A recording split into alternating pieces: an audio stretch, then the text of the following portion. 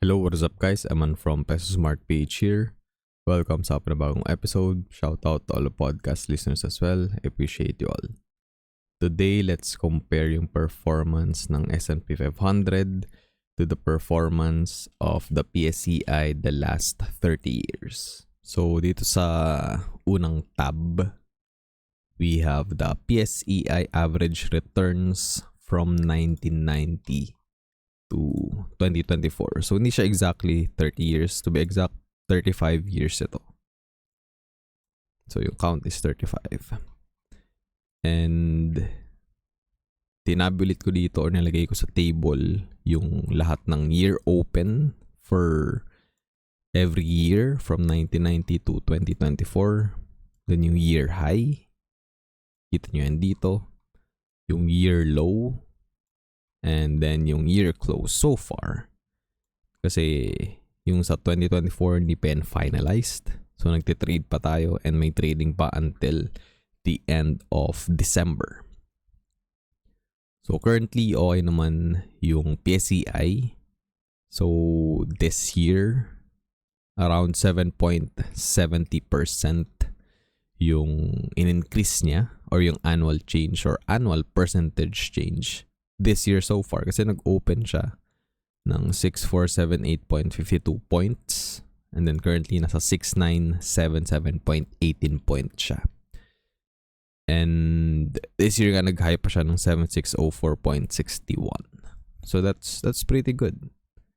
So para i-compute yun, kailangan mo lang yung year close, then di-divide mo dun sa year open, then less 1, minus 1. So yun na yung magiging value. Although, the last couple of years, hindi gano'n kaganda yung performance ng PSEi. Even after nag-rally yung mga foreign stocks or yung US stocks in particular after the pandemic hit. So, kita nyo dito. Negative yan lahat from 2020. So, 4 years na negative and this year lang tayo magiging positive if magko-close tayo above dun sa current year open na 6478.52. So, yung annual change actually is a little bit tricky. Kasi at first glance, mataas siya. So, average lang ito nitong 35 years na annual change, annual percentage change. So, hindi ito like compounded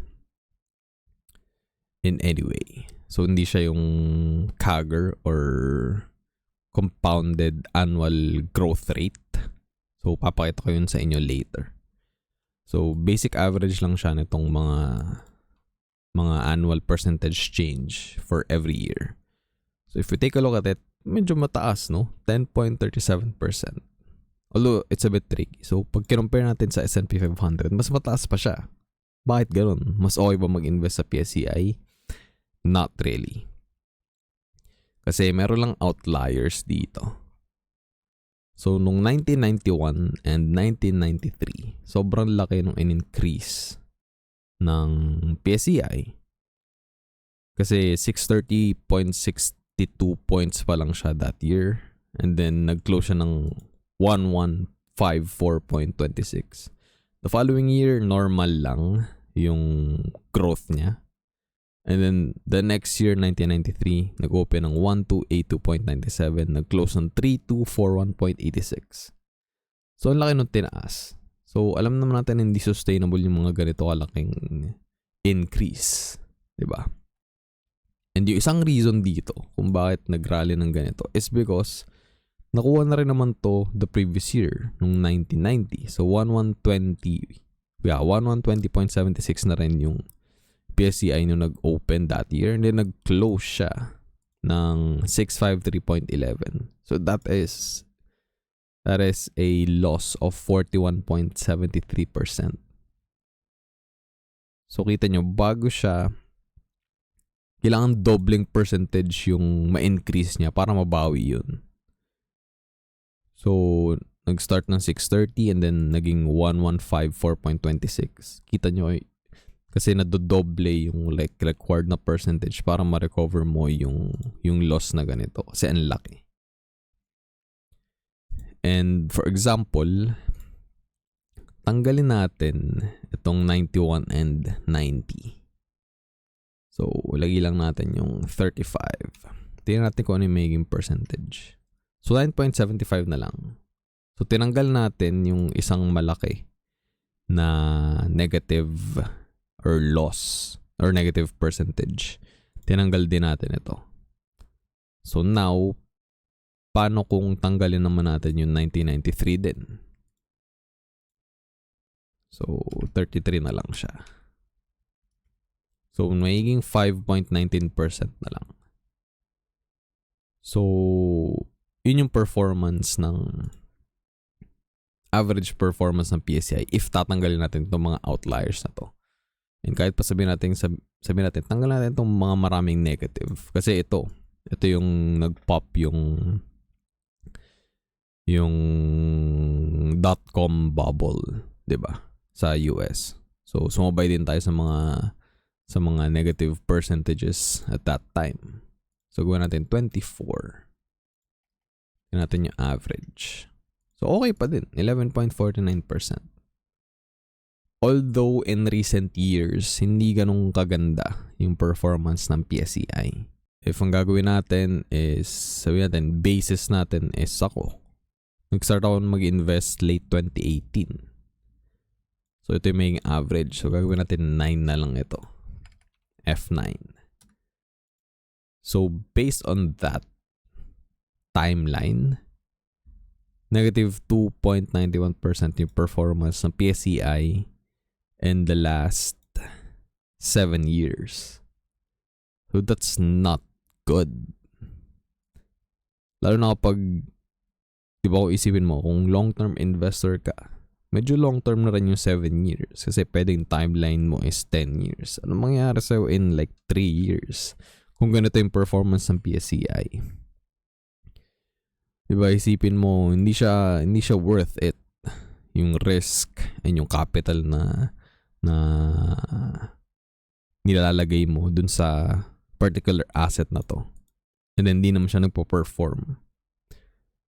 And if we compare natin sa S&P 500, maganda yung performance ng S&P 500. And kung gagayahin natin ito, so hanggang 7 years lang. So 9 din ito. G9. Napakaganda in comparison, di ba? So, pwedeng sabihin nyo na nagne-netpick tayo. Pero, kung titingnan natin,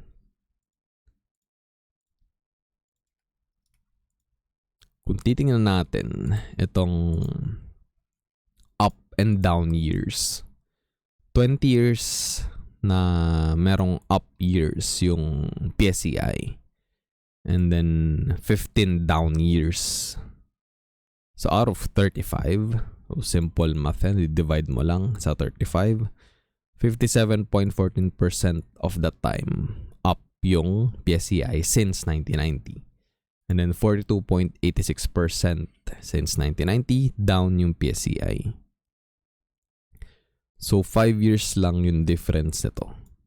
In comparison sa S&P 500, yung up years ng S&P 500 is 25 years out of 35. Yung down years is 10 years lang out of 35. So 71.43% of the time up yung S&P 500. And down lang siya 28.57% of the time since 1990. And let's say, gawin nating 10 years. So, hanggang 2015 yun. 20. So, 12 ilalagay natin dito. So, 11.86%. So, dito 12 din. Para lang magkaroon ng head-to-head comparison. No? So, negative 0.15% in the last 10 years. So, yun na yung pinakauna mong milestone sa long-term investing, yung 10-year mark. And kung ganito yung performance, parang wala ka lang ginawa. Medyo lugi ka pa ng konti. And syempre, meron pang fees and taxes na babayaran. If for example, magbibenta ka na. So, diba, hindi sulit. So, kung interested ka sa PSEi, mas okay kung pipili ka lang ng individual stocks na member ng PSEi na dividend paying. And yung mga pipiliin mo is mga cash cow na kasi itong mga businesses na to. So, mas consistent sila nagbibigay ng dividends. Consistent din sila kumikita, consistent yung revenue nila and yung net income nila year after year. And then cash cow na sila, so hindi na sila masyado nagre-reinvest ng sobrang daming capital into the business. But still, they do it. But lahat ng excess is binabalik na lang nila sa mga shareholders, sa mga stockholders nila. So let's go for 15 years. So 17. So ito, okay na. 6.44% na yung returns mo, average annual return for 15 years dito sa PSEi. And then, natin 17. 12.38% naman sa S&P 500. So, kung papipiliin ka, dito ka pa rin sa S&P 500. Kasi doble, di ba? Almost double yung percentage gain dito sa S&P 500. So, sa 20 years naman, gawin natin 22. Tama ba? Yes. So, 9.28% na. So, tumataas na yung sa PSEi kasi makikita natin dito yung mga insane returns na binibigay niya previously. So, the last one was 2017, 25.12%. And after that, 2 years pa lang, 2019 and possibly 2024, yung positive year ng PSEi. Then we had crazy gains here as well. So, kumbaga streaky itong PSEi. And then, gawin natin 22 ito. 9.54%. So, almost close na sila sa 20-year time frame. So, that's good. Kasi kaya din naman makipagsabay ng PSA. Although, yung real rate ng return is pwede natin makompute sa compound annual growth rate nitong dalawang indices na to. So, balik na natin ito. Sa 35 years, let's talk about yung CAGR or compound annual growth rate. According to Investopedia, the compound annual growth rate is the rate of return that an investment would need to have every year in order to grow from its beginning balance to its ending balance over a given time interval. So the CAGR assumes that any profits were invested at the end of each period of the investment's lifespan. And the compounded annual growth rate is one of the most accurate ways to calculate and determine returns for anything that can rise or fall in value over time. It also measures a smoothed rate of return.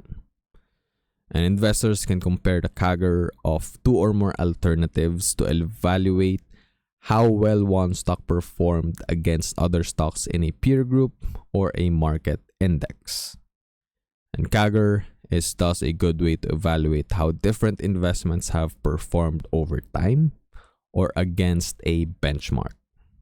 And the CAGR does not, however, reflect investment risk. So ito, yung compound annual growth rate ng PSEi. So 5.36% yung CAGR ng PSEi. That is from 1120.76 to 6977.18. And then in comparison, yung compound annual growth rate ng S&P 500 is 8.36%. That is from 334.63 to 5973.09. So actually, medyo mataas din yung S&P 500 ngayon.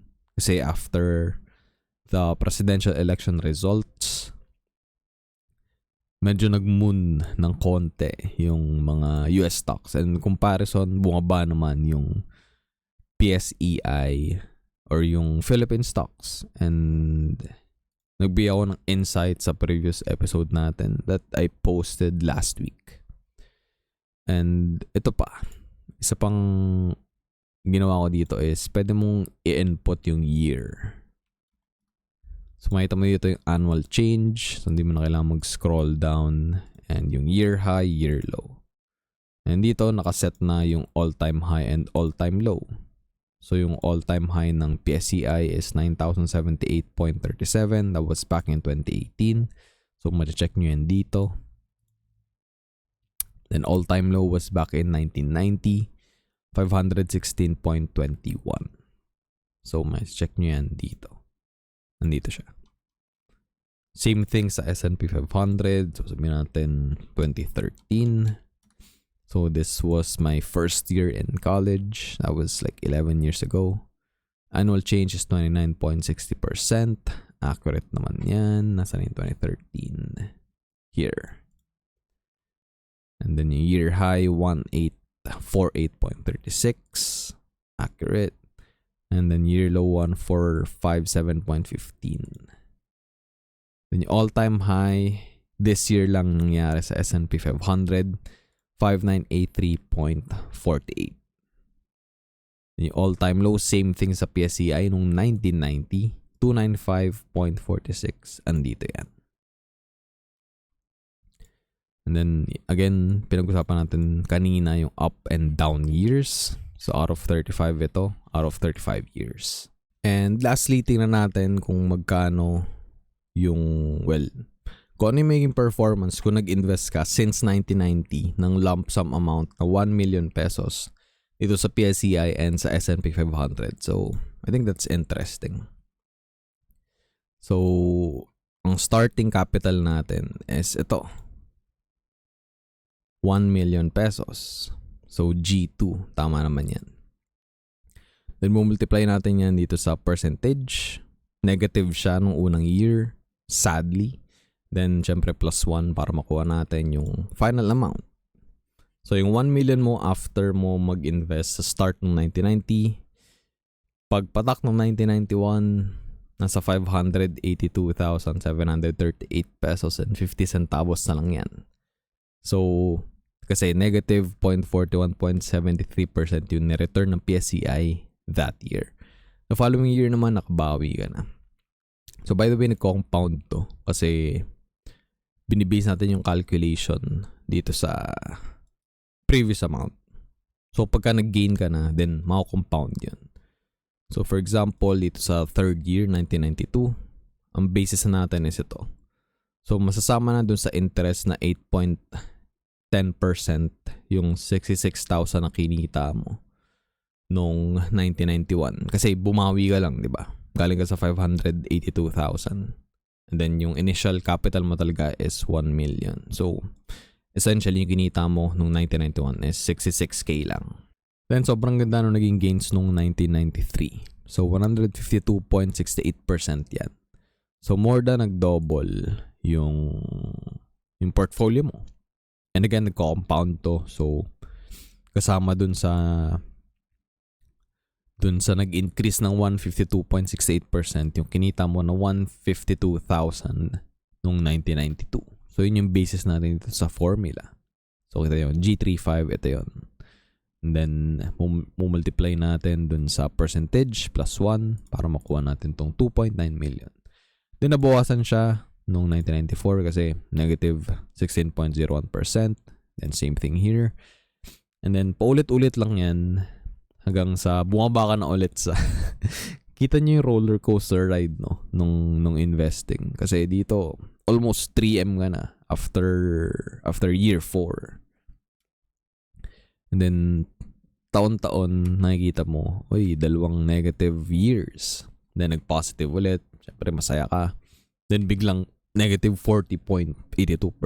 So that is, sabihin natin, traumatizing. Lalo na pag first time mong may experience. And although, in this case, in this theoretical case, first year pa lang na experience mo na yun. So, siguro dito hindi ka na masyado nagulat. No? Hindi ka na na-surprise dito sa negative outcome na ito. Then, mag-positive naman ulit. Then yan, 3 negative years, that is really bad. But after that, nagkaroon naman ng recovery years. And then, nagkaroon ulit ng negative since nag-recession noong 2008. Then, good years ulit after that kasi recovery years nga ulit. So, tumaas ka na dun sa all-time high mo previously na 2.9M. Actually, nagawa mo yun noong 2007. But again, bumaba siya sa 1.6 million. Then, goods pa rin. The following years, nagkaroon ng negative 4.54% lang. Then, 1.63%. Then, positive ulit ng 25.12%. Then, all-time high nitong 2018. Although, mababa pa rin siya nag-close that year. After ma-reach yung all-time high, nag-plummet din siya pababa. Dito, positive ulit. Then, negative. Sinabi ko naman sa inyo, since 2020 from 2020 to 2023, hindi maganda yung performance ng PSEi. And this year so far, 7.70%. So yung 1M mo from 1990 without any additional investment out from your pocket, making 5.7 million yan today. So that's 35 years. And let's compare it sa S&P 500. So, kita nyo na agad, mas malaki yung ni-return ng S&P 500. And again, medyo misleading itong annual percentage change na in-average out lang natin based dito sa mga numbers ito. Kasi may mga malalaking numbers talaga dito sa PSEi. And if you compare it dito sa S&P 500, walang triple digits na gain per year. Meron mga double digits, high 20s, then low 30s, high 20s here, high 20s, low 20s. So, yun lang. Pero hindi siya umaabot ng like crazy amounts katulad nitong PSEi, 83%, 152%, 41%, 42%. Walang 40% dito. Highest was 31.01%. Back in 1997. Pero makikita nyo na mas consistent. Kasi lamang siya ng 5 up years in comparison to the PSEi. So, ang laking bagay din nun. Although hindi ganun kataas yung mga percentage gain, mas consistent siya na positive in comparison sa PSEi. So, yung 1M, first year negative din. Pero hindi ganun kalaki. Katulad nung 40% negative dito sa PSEi. So, naging 934,000 pesos yung pera mo. Naging 1.1 million, 1.2 million, 1.3 million. Then, eventually, kita nyo yung growth. Although may mga down years na tulad nito. Yung nag-burst yung dot-com bubble. But after that, nag-recovery years. 5 straight years na positive. Then another negative kasi nag-burst naman dito yung housing bubble. So, nag-recession ulit yung US. And after that, smooth sailing na lang. O tayo dito, meron nga 0%. So, almost same thing lang. Yung year open and yung year close. So, close to 0% yung naging change. And after that, puro positive na. Then ito, negative year lang nung 2015. But still good. Overall, kasi hindi naman siya malaking downside or malaking pagbaba or pagbagsak. Then makita nyo dito yung growth after 2020. Well, after 2019. So, dito nyo makikita na bumulusok na yung value ng portfolio nyo. And ito given na hindi kayo i-invest ng additional capital and assuming na hindi nyo nire-reinvest yung mga dividends. So sa S&P 500, on average, siguro mga 1.2% yung pwede nyo idagdag. So hindi ko na yung ginawa dito. But yeah. After 35 years, yung capital gains mo on paper is 15,163,941 and 91 centavos. In comparison sa PSEi, gains din naman siya. Capital gains on paper na 4.7 million pesos. That's gonna be it for this episode, guys. Let me know your thoughts sa comment section down below. Thank you very much for watching and listening. I'll see you on the next episode. Always remember, be Peso smart. Show me.